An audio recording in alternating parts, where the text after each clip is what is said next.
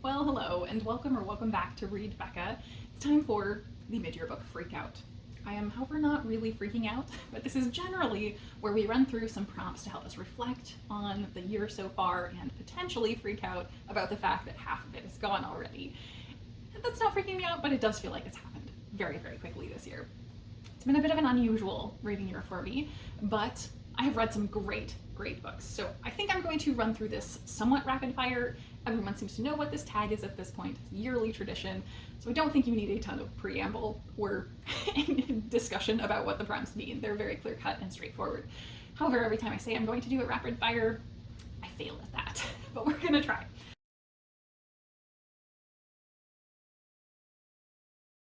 So prompt number 1 is the best book that you've read so far.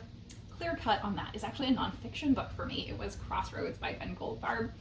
I loved this book so much, and it was so strange to me that Goldfarb managed to pull me in and entrance me with a book about road ecology that's primarily focused on roadkill.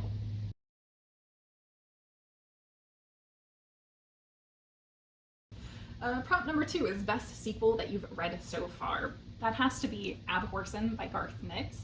It is such a well-realized kind of epic fantasy series that's not quite so tropeful and standard, and Nix always does characterization so well.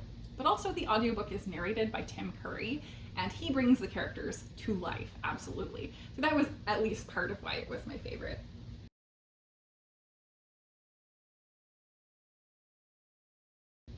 Number 3 is new release you haven't read yet, but want to. There are too many to discuss, really. I feel like so many books have come out this year and I've not really been turning to new releases that much. But one that is so high on my radar and I just keep not getting to, even though I have purchased it already, is The Tainted Cup by Robert Jackson Bennett. I've loved Jackson Bennett in the past, and this one sounds like it's even more up my street than the previous books of his I've read, so I know I need to get to it. Absolutely.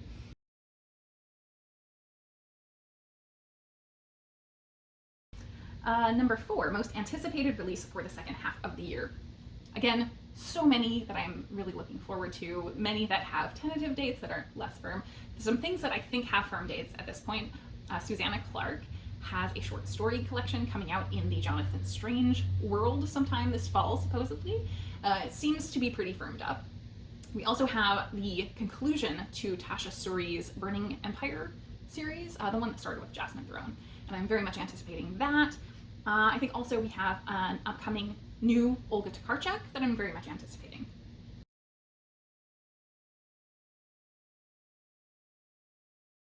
Biggest disappointment. I had one DNF that I could have put here, but it wasn't necessarily a disappointment so much as it was not what I was expecting from the book at all. So it just was not the mood I was in. The biggest disappointment probably has to be Civil Disobedience by Henry David Thoreau that I just read recently. I went into this thinking, he's a transcendentalist, I'm gonna get something really radical, and it was not. It is sovereign citizen nonsense about not participating in society unless it personally benefits you. I really didn't like it.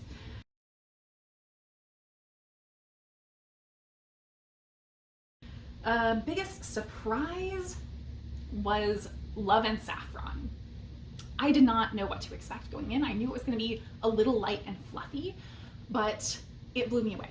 I did go in thinking it was a romance, so that's at least part of the surprise because it says Love and Saffron in the title. It is not a romance at all. This is a short novel or novella. It's quite short. I listened to it on audio, but it's told in letters back and forth between two women who have a platonic relationship over food. Basically, they make a connection over discovering new foods, and this is in the 1960s, so it's historical, and their sourcing of food is a little bit more difficult, and information about food and different types of dishes is less proliferated than it is now, and so they're discovering all of these new to them things and delighting in that discovery. It's just fantastic.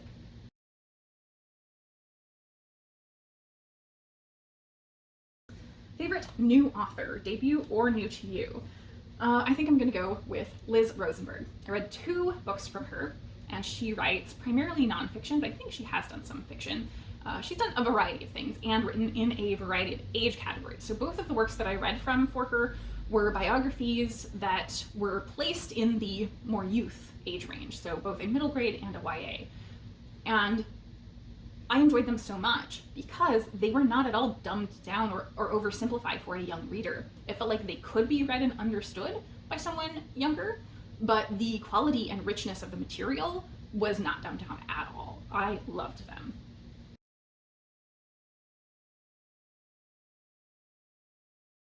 Number 8 is Newest Fictional Crush. I think I have to go with Kara from The Hollow Places. I absolutely always connect with T. Kingfisher's main characters, just across the board. They're very relatable, they're very empathetic and sympathetic, and yeah, I just loved her. I loved the book. The book was really my catnip in being quite gothic and also having tie-ins to some existing works, including The Magician's Nephew, the first and my favorite of the books of Narnia. So yeah, it was very much a book for me, and she was a character who I just would love to spend time with, and I think that's probably what I look for in a crush.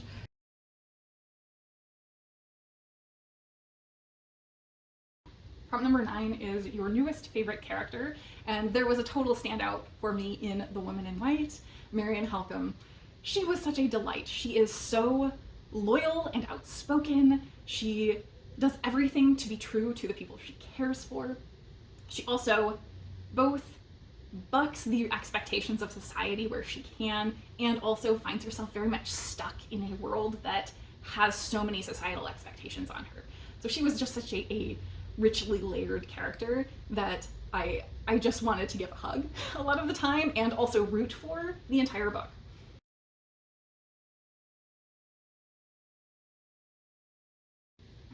Number 10 is a book that made you cry, and I have cried a lot at books this year, more than usual, at least for me, not like constantly, and also at nonfiction, I think, more than fiction. But I definitely recently cried and mentioned it during The Strange Bird by Jeff Vandermeer, but that was a reread and it has made me cry before, and it was also a particularly emotional moment in my life, so that was a big cry. I also absolutely cried at Mutual Rescue, which is a nonfiction book about rescuing animals and full of heartwarming stories of how people have been helped and how their lives changed by the animals that they've rescued. So that was definitely also a cry.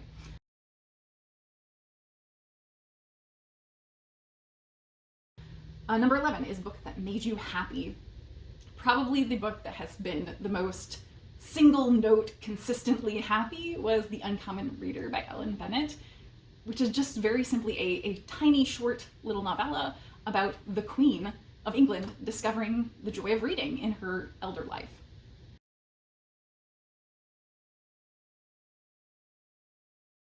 Number 12 is favorite book to film adaptation you saw this year. So my favorite that I saw but have not read is Fiesta en la Madriguera.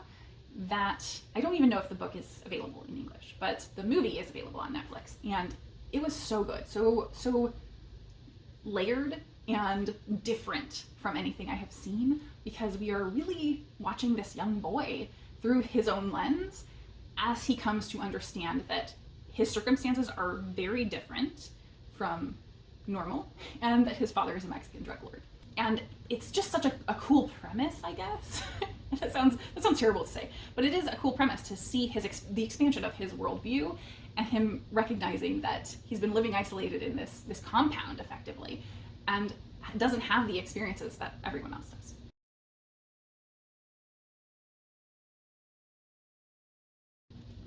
does. So number 13 after that is favorite video you've made so far this year. Probably my Exordia review, because I enjoyed that book so much and I wanted to do a single book review on it, and it is so hard to review because it's such a strange book. And so that was a difficult and challenging one to do a single book review of, and I think that is the only single book review that I have felt compelled to do this year.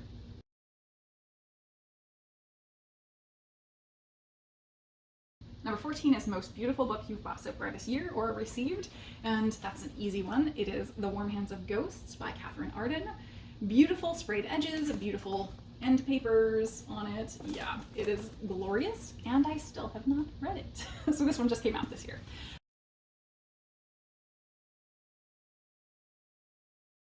So that's probably a good answer for number 15, books you still need to read by the end of the year. That book, and so many others, everything on my TBR, among more. I think that's the question we all struggle with because of the fact that we're all readers. We want to read everything.